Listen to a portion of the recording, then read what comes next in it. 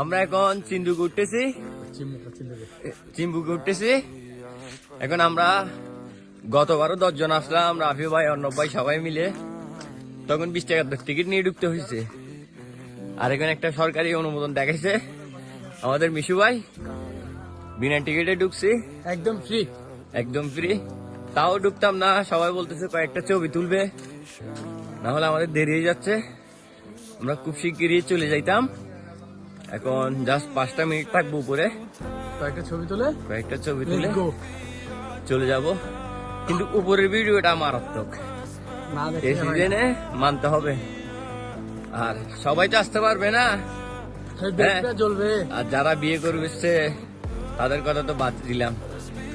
এই বিয়েতে আমার বন্ধু একটা আছে, মনির ভাই, ও পারফেক্ট।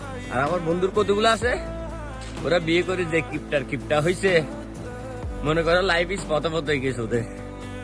আচ্ছা উপরে উঠতেছে, আমরা উপরের ভিউটা তারপর দেখাবো।